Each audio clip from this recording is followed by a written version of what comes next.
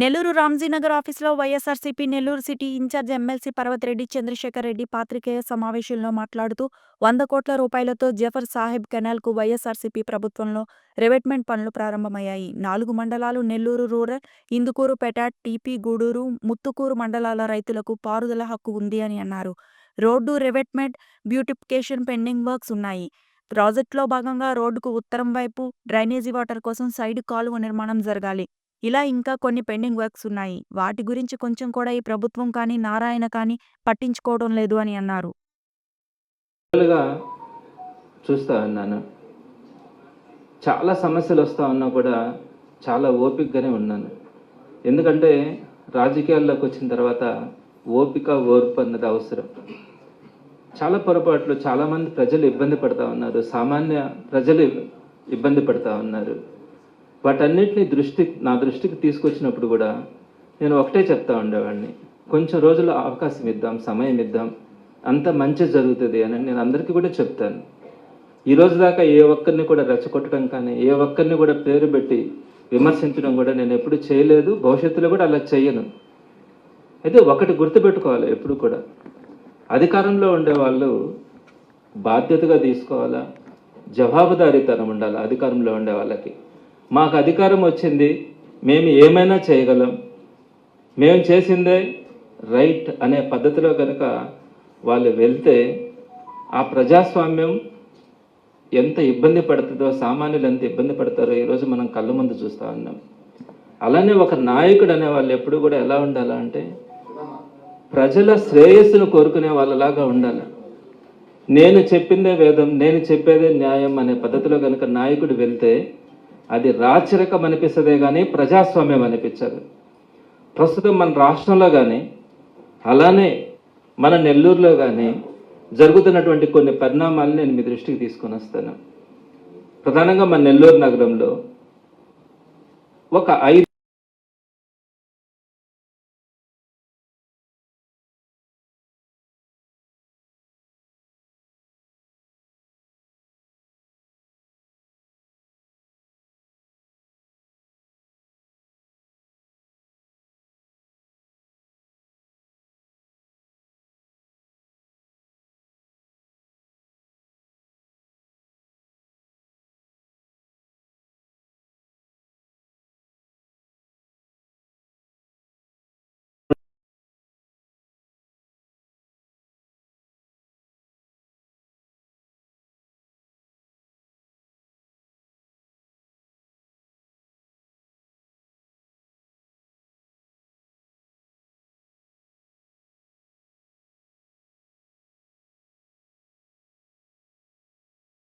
ప్రోత్సహించడం కానీ దీని మీద ఎలాంటి డిస్కరేజ్ చేయడం కూడా ఉండదు. అయితే ఇక్కడ నేను ఒక ప్రజాప్రతినిధిగా నాకు ఒక బాధ్యత ఉన్నప్పుడు ఒకవేళ ప్రజలకి కష్టం జరుగుతూ ఉందన్నా, ప్రజలకి ఇబ్బందులు కలుగుతూ ఉన్నాయన్నా మాకు అధికారం లేదు కాబట్టి, అధికారంలో ఉన్న వాళ్ళు అలాంటి తప్పులు చేస్తూ ఉన్నప్పుడు వారి దృష్టికి తీసుకెళ్లాల్సిన అవసరం అయితే ఉంటుంది. కాబట్టి ఈ జాఫర్ సాహెబ్ కెనాల్ పక్కన జరుగుతున్నటువంటి స్ట్రీట్ వెండింగ్ ప్రాజెక్టులో జరుగుతున్నటువంటి అనేకమైనటువంటి ఇబ్బందుల్ని ప్రభుత్వం దృష్టికి తీసుకెళ్ళడానికి ప్రయత్నించాను.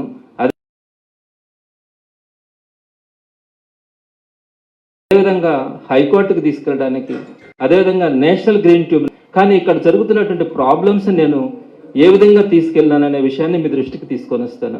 అలానే ఎలా చేస్తే పేద ప్రజలకి మంచి జరుగుతుంది అనే విషయాన్ని కూడా నేను మీ ద్వారా ప్రభుత్వానికి కూడా సలహా కూడా ఇవ్వడం జరుగుతుంది. ప్రధానంగా ఈ జాఫర్ సాహెబ్ కెనాల్కి వచ్చేటప్పటికి సుమారుగా లాస్ట్ గవర్నమెంట్ అంటే ఈ జాఫర్ సాహెబ్ కెనాల్ మీకు తెలుసు, పెన్నా నది నుంచి నెల్లూరు సిటీ నియోజకవర్గం మీదుగా 4 మండలాలకి ఈ జాఫర్ సాహెబ్ కెనాల్ అనేది ప్రవహిస్తూ ఉంది. ఎప్పుడు కూడా గతంలో అదంతా కూడా ఒక వేస్ట్ వాటర్ దాంట్లో కలిసిపోతా దాని మీద చెట్లు పుట్టలు వచ్చి ఆ ప్రాంతం అంతా కూడా ఇబ్బందికరంగా ఉన్నప్పుడు వైఎస్ఆర్సీపీ గవర్నమెంట్లో ఈ జాఫర్ సాహెబ్ కెనాల్కి 100 కోట్ల రూపాయలతో రివిట్మెంట్ చేయించడం కూడా జరిగింది. సో మీరందరూ కూడా ఇక్కడ చూడొచ్చు, ఈ రివిట్మెంట్ వాల్ అన్నది ఈ కెనాల్కి ఈ విధంగా 1000 మీటర్ల పొడవున ఈ రివిట్మెంట్ వాల్ని జాఫర్ సాహెబ్ కెనాల్కి సంబంధించి చక్కగా ఈ రివిట్మెంట్ వాల్ని కూడా కన్స్ట్రక్ట్ చేయడం జరిగింది. ఈ జాఫర్ సాహెబ్ కెనాల్ కింద 43,000 ఎకరాల పారుదల ఉంది.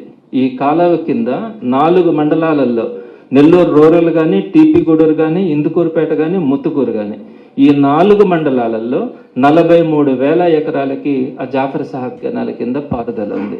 అలానే సిటీలో కూడా ఈ కాలువ మురికి కాలువ లాగా తయారు కాకుండా ఒక బ్యూటిఫికేషన్ తయారు చేయడానికి ఈ 100 కోట్లతో ఈ రివిట్మెంట్ పనులన్నింటినీ కూడా వైఎస్ఆర్సీపీ గవర్నమెంట్లో చేయించడం జరిగింది. అదేవిధంగా దానికి ముందు ఒక మంచి రోడ్డు కూడా 100 ఫీట్ రోడ్డుని మనము 20 కోట్ల రూపాయలతో తయారు చేసుకున్నాం. సో టోటల్గా ఈ రోడ్ అంతా కూడా 100 ఫీట్ రోడ్, అంటే మధ్యలో ఉన్నటువంటి డివైడర్తో సహా ఒక 100 ఫీట్ రోడ్డుని 20 crores మనం దాన్ని కూడా డెవలప్ చేసుకున్నాం. అంటే టోటల్గా 120 కోట్లతో అటు కెనాల్ రివిట్మెంట్ కానీ, తర్వాత వాకింగ్ ట్రాక్ కానీ, తర్వాత 2 పక్కల రోడ్ కానీ, మధ్యలో డివైడర్ కానీ, దాని మీద బ్యూటిఫికేషన్ కానీ, వీటన్నింటినీ కూడా 120 కోట్ల రూపాయలతో మనము ఆ ఏరియా అంతా కూడా బ్యూటిఫుల్గా తయారు చేయడానికి వైఎస్ఆర్సీపీ గవర్నమెంట్లో ప్రయత్నించడం జరిగింది. అయితే ఈ డెవలప్మెంట్లో ఈ జాఫర్ సాహెబ్ కెనాల్ దగ్గర రివిట్మెంట్ కట్టడం కానీ, ఈ రోడ్ ఎక్స్టెన్షన్ చేసేటప్పుడు చాలా మంది పేదలు అక్కడ ఆ కాలువ కట్టు మీద ఉంటే వాళ్ళందరినీ కూడా మనము లేపాం. అంటే ఒక డెవలప్మెంట్ ఇక్కడ జరుగుతూ ఉంది. దీని కింద 4 మండలాలకు సంబంధించినటువంటి ట్రాన్స్పోర్టేషన్ కానీ ఇవన్నీ కూడా ఉన్నాయి అన్న ఉద్దేశంతో అక్కడ ఉన్నటువంటి పేదలందరినీ కూడా మనం ఆ రోజు ఒప్పించి వారు చేసిన త్యాగంతో ఈరోజు మనము ఆ రివిట్మెంట్ కానీ, ఆ రోడ్డు కానీ, ఆ బ్యూటిఫికేషన్ కానీ ఇవన్నీ కూడా సాధ్యమైందంటే సుమారుగా 100 మంది పేదలు అక్కడ ఇల్లు కట్టుకొని చిన్న చిన్న అంగళ్ళు పెట్టుకొని బతుకుతా ఉంటే వారందరినీ కూడా అక్కడి నుంచి షిఫ్ట్ చేయించి, మళ్ళా కూడా చెప్తా ఉన్నాను, వారు చేసినటువంటి త్యాగంతోనే ఈరోజు మనం ఆ ఏరియాని ఆ విధంగా డెవలప్ చేసుకోగలిగినాం. అయితే సుమారుగా వైఎస్ఆర్సీపీ గవర్నమెంట్లో 80% వర్క్స్ అన్ని కూడా మనం పూర్తి చేసినాం. 80% పనులు పూర్తయినాయి. ఇంకొక 20% వర్క్స్ ఉన్నాయి. టీడీపీ గవర్నమెంట్ అయితే వచ్చిన తర్వాత ఆ 20% మిగిలినటువంటి పనుల్ని తాకడానికి కూడా ఇష్టపడాల.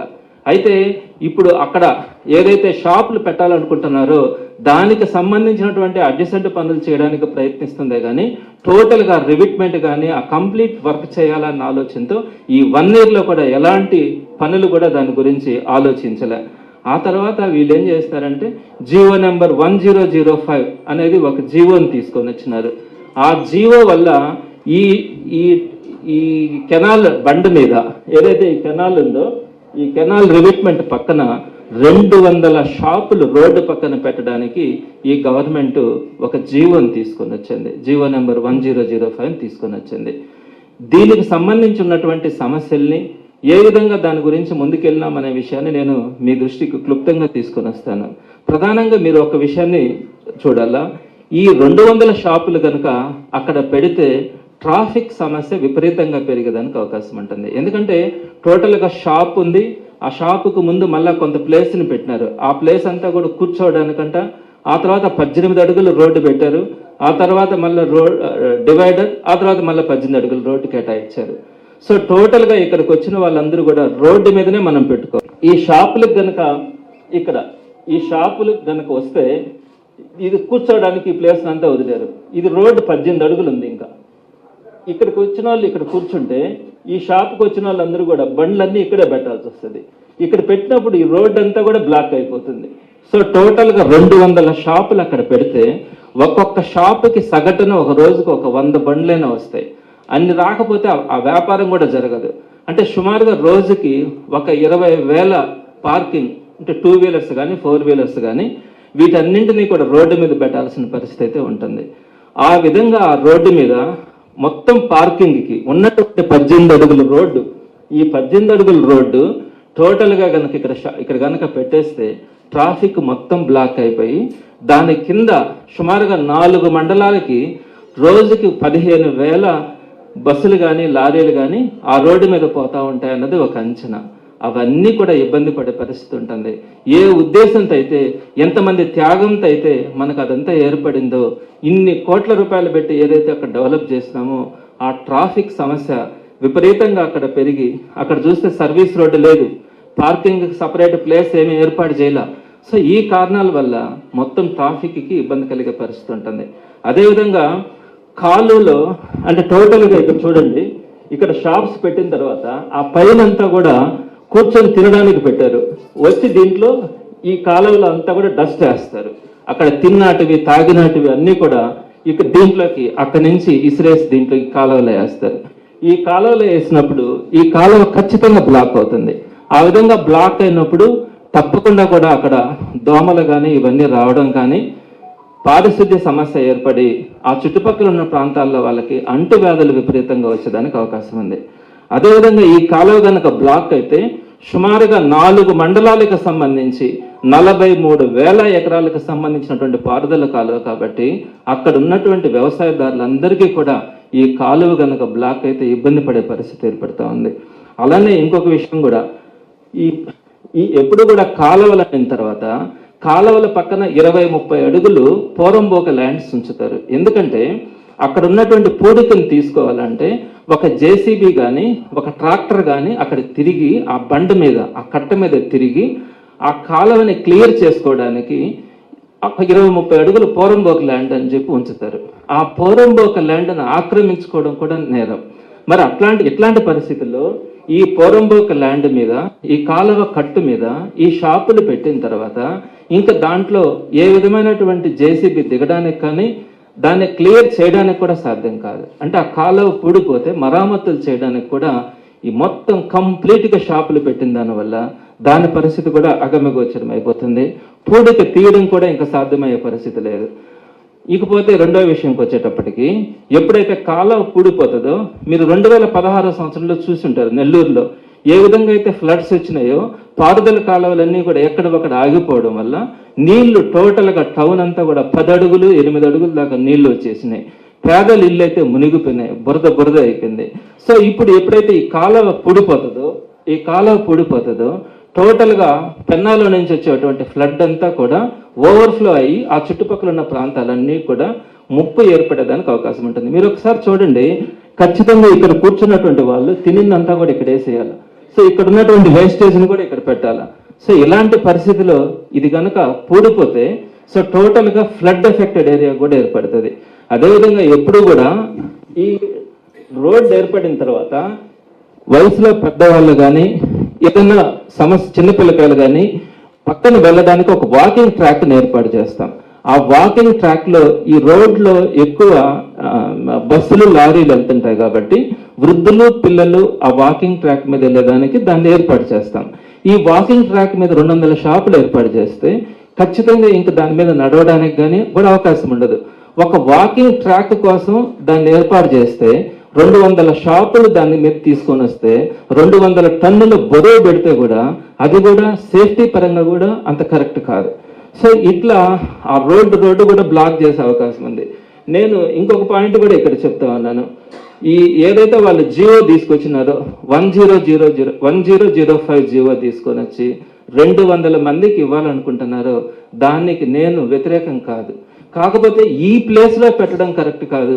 ఏ మంచి ఉద్దేశంతో అయితే దీన్ని ఏర్పాటు చేసినామో ఇక్కడ పెట్టడం కరెక్ట్ కాదు. వాళ్ళకి కూడా షాపులు జరిగే పరిస్థితి ఉండదు.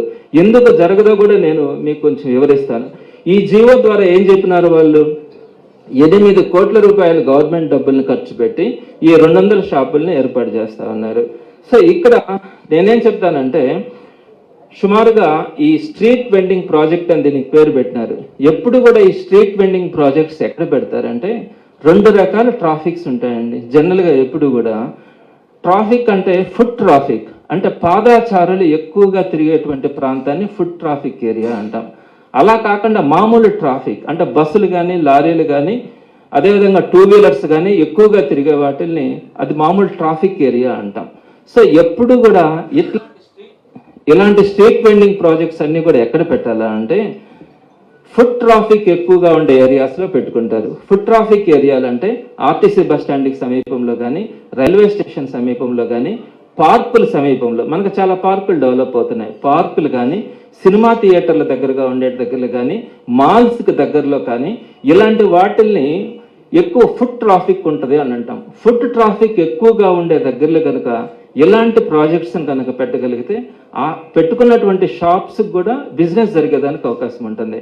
అలా కాకుండా ఏదైతే ఇప్పుడు మనం ఈ డీవియేషన్స్ అన్నీ ఒకవైపు, ఇప్పుడు మనం ఏదైతే డిస్కస్ చేసినామో ఇవన్నీ ఒకవైపు, ఇక్కడ తీసుకొని వచ్చి రోడ్డు పక్కన ఇక్కడ హెవీ ట్రాఫిక్ అంటే బస్సులు కానీ, లారీలు కానీ, 2 వీలర్స్ కానీ ఒక్క నిమిషం కూడా అక్కడ ఆగే పరిస్థితి ఉండదు. అలాంటి ట్రాఫిక్ ఉండే ప్రాంతంలో ఇలా 200 షాపుల్ని ఒకే దగ్గర పెట్టడం వల్ల అటు ఆ షాపులు మారుమూల ప్రాంతం, అది కూడా ఒక కార్నర్ నెల్లూరులో జరిగేదానికి అవకాశం ఉండదు. ఆల్మోస్ట్ అన్నీ కూడా ఫుడ్ కోర్ట్సే. ఎంతమంది అని వెళ్ళి తింటారండి అక్కడికి వెళ్ళి? ఏమన్నా అర్థం ఉందో? కొంచెమైనా ఆలోచిస్తా ఉన్నారా? సో ఇట్లాంటి ప్లేసెస్లో పెట్టడం కరెక్ట్ కాదని మాత్రం తెలియజేస్తా ఉన్నాం.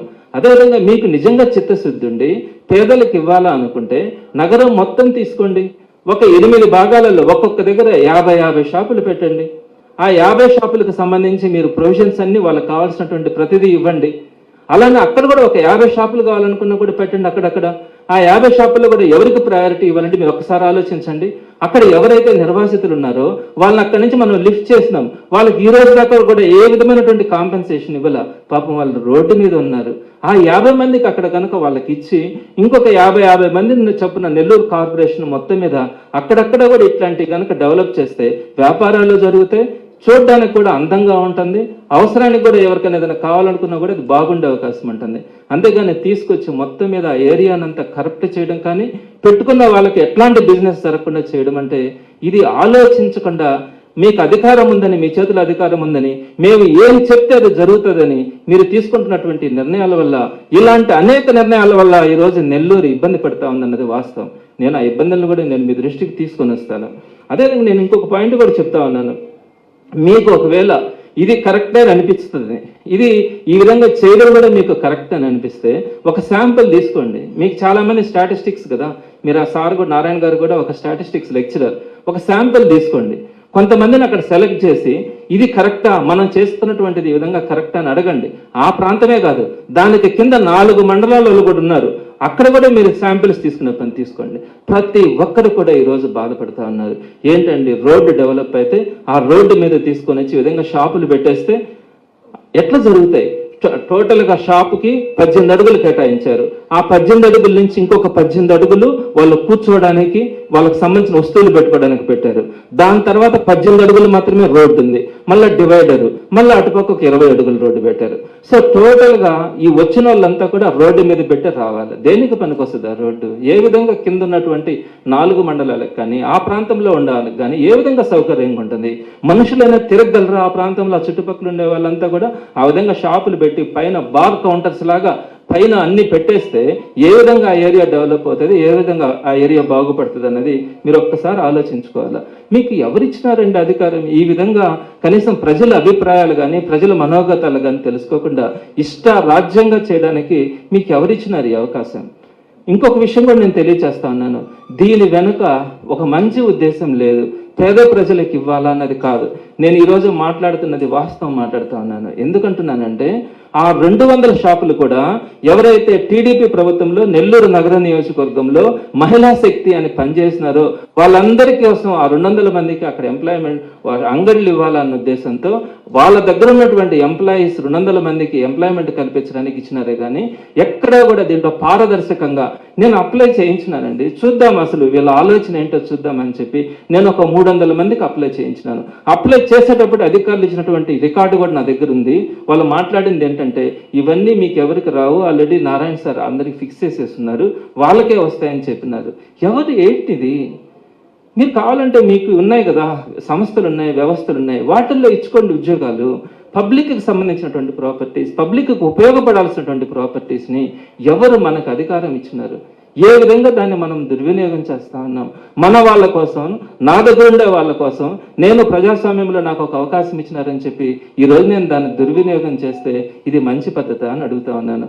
దీనికి సంబంధించి నేను ఏ విధంగా ఈ గడిచిన 7 నెలలుగా నేను ఏ విధంగా వెళ్ళినాను అన్నది నేను మీ దృష్టికి తీసుకొని వస్తాను.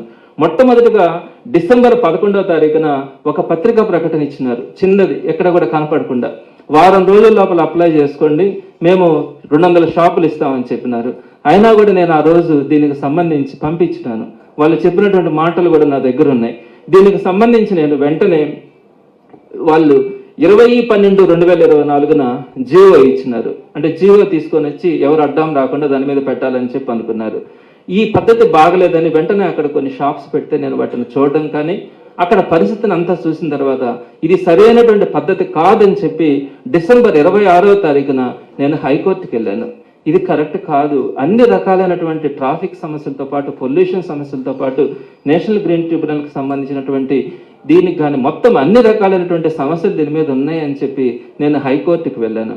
ఆ తర్వాత హైకోర్టు కూడా వాయిదాలు పడతా ఉంటే జనవరి 22వ తారీఖున కలెక్టర్తో పాటు 6 మందికి నేను స్వయంగా వెళ్ళి లెటర్స్ ఇచ్చాను. సార్ దీనివల్ల ఈ సమస్యలు వస్తాయని చెప్పి జనవరిలో చెప్పినాను. అప్పటికి కూడా నాకేం రెస్పాన్స్ రాకుండా వాళ్ళు వెంటనే జనవరి ఎండింగ్ లోపల 200 షాపులు ఇవ్వాలనుకున్నారు. నేను అప్పుడు వెంటనే నేషనల్ గ్రీన్ ట్రిబ్యునల్కి ఫిబ్రవరి 19వ తారీఖున ఉన్నటువంటి సమస్యలన్నింటినీ కూడా తీసుకుని వెళ్ళడం జరిగింది. దీంట్లో నేను 6 మెంబర్స్ని రెస్పాండెంట్స్గా పెట్టాను. ఒకటి ఆంధ్రప్రదేశ్ గవర్నమెంట్ కానీ, అలానే మిషన్ డైరెక్టర్ మెప్మా కానీ, అలానే డిస్ట్రిక్ట్ కలెక్టర్ని, కమిషనర్ని, ఎన్విరాన్మెంటల్ ఇంజనీర్ని, అలానే సూపరింటెండెంట్ ఇంజనీర్ని, ప్రాజెక్ట్ డైరెక్టర్ మెప్మాని, ఈ 9 మందిని కూడా పార్టీలుగా చేర్చి నేషనల్ గ్రీన్ ట్రిబ్యునల్కి వెళ్ళాను. వెళ్ళిన తర్వాత వాళ్ళు వెంటనే ఏప్రిల్ 4వ తారీఖున ఒక రెస్పాన్స్ ఇచ్చినారు. కమిషనర్ ఏమో 8వ తారీఖు ఏప్రిల్న ఒక రెస్పాన్స్ ఇచ్చినారు. కలెక్టర్ గారు మే 16వ తేదీన ఒక రెస్పాన్స్ ఇచ్చినారు. ఈ రెస్పాన్స్ ఇచ్చిన దాంట్లో ఏంటంటే నేషనల్ గ్రీన్ ట్రిబ్యునల్కి నేను వెళ్ళంగానే వాళ్ళు కలెక్టర్ గారు ఏం చేసినారంటే మార్చి 10వ తారీఖున ఒక జాయింట్ కమిటీ అనే దాన్ని వేశారు. అంటే దీనివల్ల వచ్చే నష్టాలు ఏంటి పరిశీలించండి అని. ఈ కమిటీలో నెల్లూరు మున్సిపల్ కమిషనర్ని కన్వీనర్గా పెట్టినారు. FSO, superintendent engineer irrigation, environmental engineer APPCB, project director MEPMA, ఈ 5 మందితో ఒక కమిటీ వేసినారు.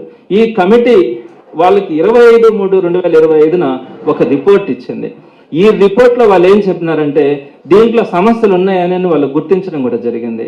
ఏ విధంగా అంటే టోటల్గా వీళ్ళు ఏదైతే ఈ ఫుడ్ స్టాల్స్ ఏర్పడతాయో ఈ ఫుడ్ స్టాల్స్ ఏర్పడినప్పుడు అక్కడ ఈ డ్రైనేజ్ వాటర్ అంతా కూడా వస్తుంది. ఈ డ్రైనేజ్ వాటర్ అక్కడ ఇబ్బంది కలిగించే పరిస్థితి ఉంటుందని చెప్పి ఆ రిపోర్ట్లో కూడా పెట్టడం జరిగింది. అయితే దానికి సంబంధించి కమిషనర్ ఏమన్నాడంటే ఇక్కడ ఉన్నటువంటి ఈ 200 షాపులకు సంబంధించినటువంటి డ్రైనేజ్ వాటర్ని అండర్ గ్రౌండ్ డ్రైనేజ్ ద్వారా అల్లీపురం అంటే 13 కిలోమీటర్ల దూరంలో అండర్ గ్రౌండ్ డ్రైనేజ్ ద్వారా మేము తీసుకెళ్లి అక్కడ ఆ అండర్ గ్రౌండ్ డ్రైనేజ్ ద్వారా వచ్చినటువంటి వేస్ట్ వాటర్ని ప్యూరిఫై కూడా చేస్తామని చెప్పి ఒకటి చెప్పడం జరిగింది. అదేవిధంగా ఇక్కడ ఈ కెనాల్ పక్కన కూర్చొని మనుషులు పడిపోవడానికి కానీ మొత్తం వేస్టేజ్ చేయడానికి కానీ జరుగుతుందంటే దాన్ని కూడా యాక్సెప్ట్ చేసి కనీసం అక్కడ 6 ఫీట్ మెష్ ఒకటి కట్టాలా అని చెప్పి చెప్పడం కూడా జరిగింది. 6 ఫీట్ మెష్ కూడా చాలదు, ఎందుకంటే ఆ పైన కూర్చున్న వాళ్ళు మొత్తం దాంట్లో వేసేస్తే అది కంప్లీట్గా అది పొల్యూట్ అయ్యేదానికి అవకాశం ఉంటుంది. ఇలా వాళ్ళు కొన్ని రిపోర్ట్స్ ఇచ్చినారు. ఆ రిపోర్ట్స్ ఇస్తే ఇవన్నీ కూడా క్లియర్ చేయాలా అని చెప్పి ఆ 6 మెంబర్స్ కమిటీ ఒక రిపోర్ట్ ఇచ్చింది. ఆ రిపోర్ట్ కూడా వీళ్ళు నేషనల్ గ్రీన్ ట్రిబ్యునల్కి సబ్మిట్ చేసిన వీటన్నిటి మీద నేషనల్ గ్రీన్ ట్రిబ్యునల్తో మేమేం చెప్పినామంటే ఒకవేళ వాళ్ళు ఇవన్నీ గనక ఫుల్ఫిల్ చేస్తే ఎలాంటి అభ్యంతరం లేదు మాకు వాళ్ళు పెట్టుకోవడానికి అని చెప్పిన తర్వాత నేషనల్ గ్రీన్ ట్రిబ్యునల్ ఒక ఆర్డర్ ఇచ్చింది. దీనికంటే ముందు కొంతమందిని ఇంప్లీట్ కూడా చేయించారు గవర్నమెంట్ వాళ్ళు 35న. సరే ఎట్టకేలకు నేషనల్ గ్రీన్ ట్రిబ్యునల్ ఒక ఆర్డర్ అయితే పాస్ చేసింది. ఈ పాస్ చేసిన దాంట్లో ఏం చెప్పారంటే ఏదైతే ఈ 6 మెంబర్స్ కమిటీ ఒక రిపోర్ట్ ఇచ్చిందో అండర్ గ్రౌండ్ డ్రైనేజ్ని మీరు 13 కిలోమీటర్స్ తీసుకెళ్ళి అక్కడ మీరు ఆ వాటర్ని అంతా కూడా మళ్ళీ ప్యూరిఫై చేస్తామని చెప్పి ఒక సిస్టమ్ చెప్పినారు, యూజీడీ సిస్టమ్ని. ఆ యూజీడీ సిస్టమ్ని అదేవిధంగా వెనకాల మెష్ కట్టడం కానీ అలానే ఎక్కడ కూడా ఎన్విరాన్మెంట్ అన్నది డిస్టర్బ్ కాకుండా ఆ వాటర్ పొల్యూట్ కాకుండా వీళ్ళు కేర్ తీసుకుంటామని ఏదైతే మాటలు చెప్పినారో ఇవన్నీ పూర్తి చేసేంత వరకు ఎలాంటి పరిస్థితుల్లో మీరు ఈ షాప్స్ని హ్యాండ్ అవుట్ చేయడానికి లేదని చెప్పి నేషనల్ గ్రీన్ ట్రిబ్యునల్ ఆర్డర్స్ ఇచ్చింది. సో నేను చెప్తున్నాను, ఇంత అవసరమా, ఇంత కష్టపడాలనా? ప్రజలకు సంబంధించి మీరు తీసుకున్నటువంటి నిర్ణయాలు మీరు ప్రజలను అడిగితే చెప్పేటువంటి నిర్ణయాల్ని మీకు కనపడట్లేదా? సో ఇక్కడ ఇచ్చినటువంటి ఆర్డర్ ప్రకారం సో మీరు ఈ స్టెప్స్ అన్నీ కూడా తీసుకున్న తర్వాత అదేవిధంగా ఇంకొక పాయింట్ కూడా అక్కడ మెన్షన్ చేస్తున్నారు. The official respondents are only directed to strictly follow the precautionary measures which are already in place and ensure that the same are implemented before the smart sitting vending market comes into operation. Strict గా మీరు implement కావాలా. అదేవిధంగా మా ప్రయత్నాన్ని కూడా appreciate చేసింది.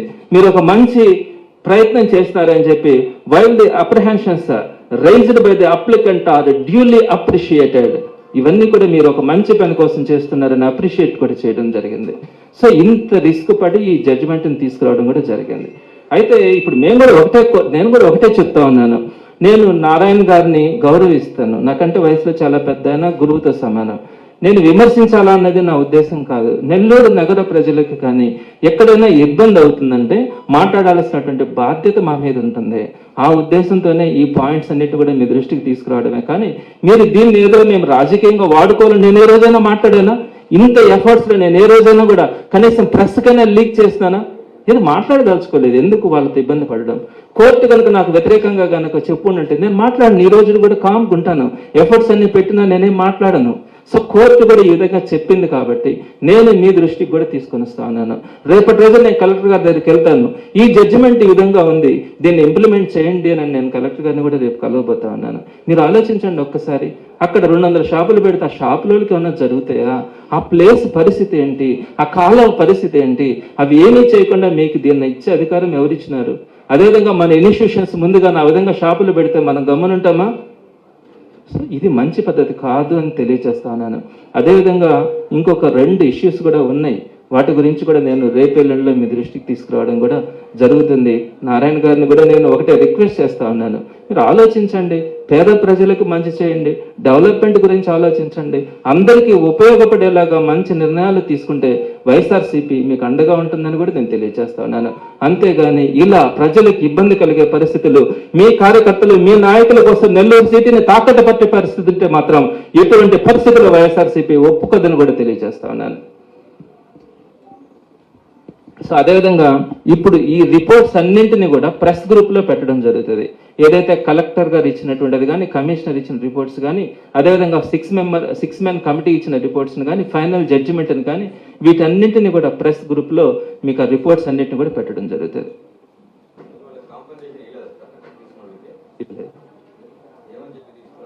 అది నాకు మొన్న వచ్చారు వాళ్ళు, అడిగితే మాకు ఎలాంటి కాంపెన్సేషన్ ఇవ్వలేదు సార్ అని చెప్పినారు. ఇస్తారన్నారు కానీ ఇవ్వలేదు అని అన్నారు, రాలేదని చెప్పారు. సరే వాళ్ళని తీసుకొని కూడా నేను వెళ్ళాను, వాళ్ళకైనా కొంచెం న్యాయం చేయండి, ఇవ్వాలనుకుంటే వాళ్ళకి ఇవ్వండి అంటే ఎవరు పట్టించుకుంటారు? అది ప్రజాస్వామ్యం మనకు ఉండేటువంటి విలువ. కనీసం ఒక పేదవాడు మాట్లాడితే ఆ రోజు అక్కడ బ్రహ్మశాల గుంట దగ్గర కూడా నెట్ట నిలువున రాత్రికి రాత్రి ఎత్తేయాలనుకుంటే పోయి అడ్డంగా పడుకుంటే తప్ప వాళ్ళకి అక్కడ న్యాయం జరగలేదు. సో ఇది ఆలోచించాలా. ప్రజాస్వామ్యంలో ప్రతిపక్షంలో పనిచేస్తే ప్రజల విలువ తెలుస్తుంది, కార్యకర్త మనసు తెలుస్తుంది. ఈరోజు ప్రతిపక్షంలో ఉన్నాము, మేము తిరుగుతూ ఉన్నాము, ప్రజల మధ్యలో ఉన్నాము, వాళ్ళ బాధలు తెలుస్తూ ఉన్నాయి. కాబట్టి మేము ఈరోజు ప్రజాస్వామ్యంలో ప్రతిపక్షంగా అధికార పక్షానికి వినయపూర్వకంగానే తెలియచేస్తా ఉన్నాం. వినకపోతే అప్పుడు మళ్ళా ఎలా చేయాలా అన్నది మాత్రం కార్యాచరణ తీసుకుంటాం.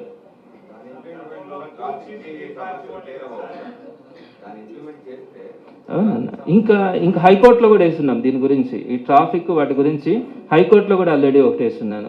నేషనల్ గ్రీన్ ట్రిబ్యునల్కి సంబంధించి ఇక్కడ కొన్ని పాయింట్స్ వేస్తాం, హైకోర్టులో ఈ ట్రాఫిక్ వీటి గురించి హైకోర్టులో వేస్తున్నాను. అది ఇంకా రాలేదు.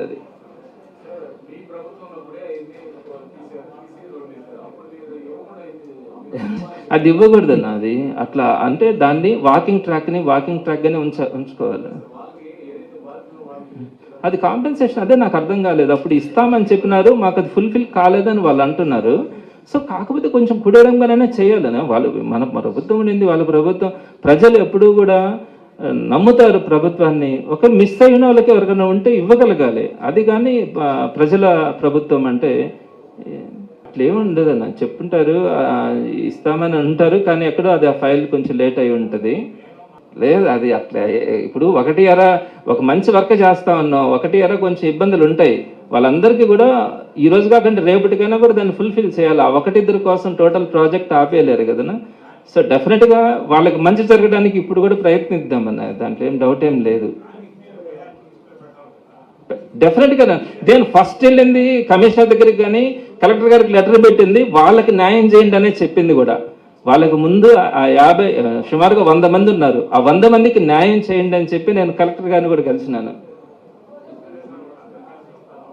డెఫినెట్గా నన్ను ఇస్తే వాళ్ళకే ఇవ్వాలా. అది ఆడ ఒక 50 నుంచి ఒక 100 లోపల పెట్టొచ్చాము, అక్కడక్కడ పెడితే ఒకే దగ్గర కాకుండా పెడితే అటువంటి పెట్టినప్పుడు అక్కడుండే వాళ్ళకే ఇవ్వాలా అన్నది మనం తప్పకుండా మాట్లాడాలా. అవసరం ఉంది, వాళ్ళ త్యాగం లేకుంటే ఈరోజు అది రాదన్నది అందరి అభిప్రాయం కూడా.